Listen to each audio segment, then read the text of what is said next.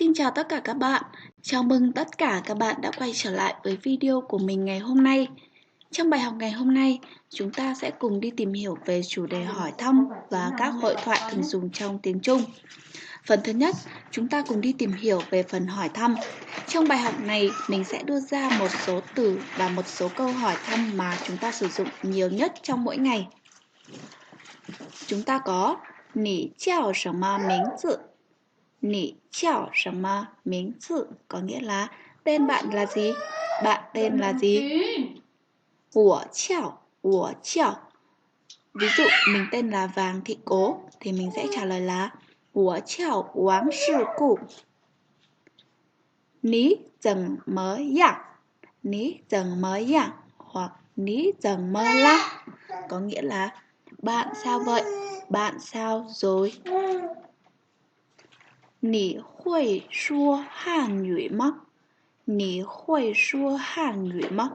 Có nghĩa là bạn có nói được tiếng Trung không? Wo huì y điểm Trung Quốc. Wo huì y điểm Trung Quốc. Có nghĩa là mình biết một chút tiếng Trung hoặc mình chỉ biết một chút tiếng Trung thôi. Wo bú huì shuo Trung Quốc. Wo bú huì shuo Trung Quốc. Có nghĩa là mình không biết tiếng Trung. Nǐ tua tà lờ. Nǐ tua tà lờ. Có nghĩa là bạn bao nhiêu tuổi rồi? Wo và cộng với số tuổi xuôi lờ. Ví dụ mình 25 tuổi thì mình sẽ nói là Wo 25 xuôi lờ. Trong phần số 2 chúng ta sẽ cùng tìm hiểu về hội thoại thường dùng. Thì chúng ta sẽ có từ sư. Sư có nghĩa là vâng hoặc đúng. Bú sư là không đúng. Hoặc nǐ mính bài了吗? Nǐ能听懂吗? Nǐ mính bài mà? Hoặc nǐ懂吗? Có nghĩa là nǐ mính bài了吗? Có nghĩa là bạn hiểu chưa? Nǐ能听懂吗? Có nghĩa là bạn nghe có hiểu không? Hoặc nǐ mính bài mà?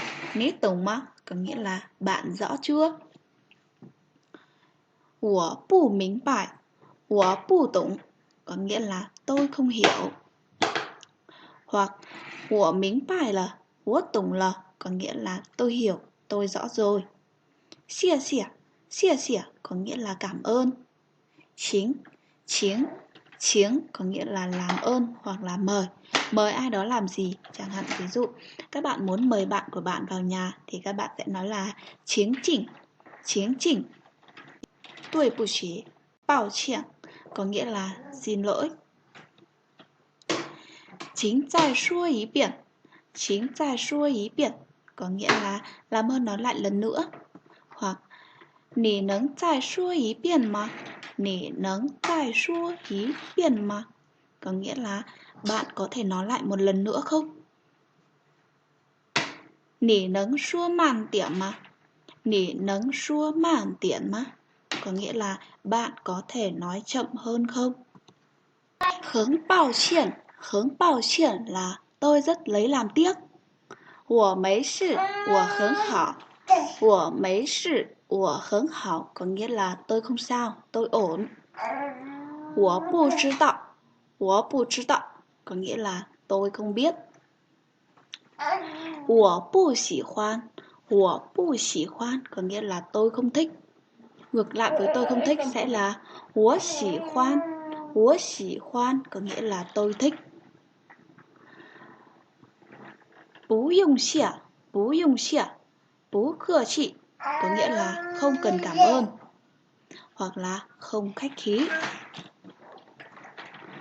Khẩn rống xiển có nghĩa là rất vinh dự hoặc là vinh hạnh.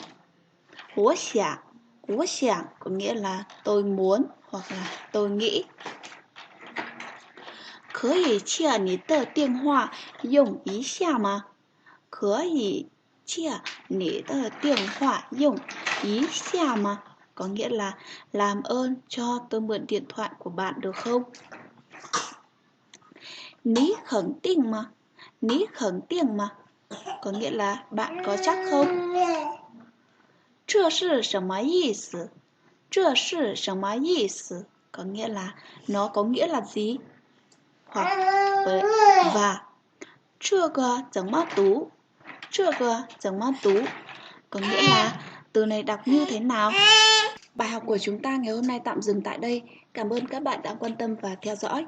Các bạn hãy nhấn vào nút đăng ký để theo dõi những cái video tiếp theo của mình nhé. Xin chào.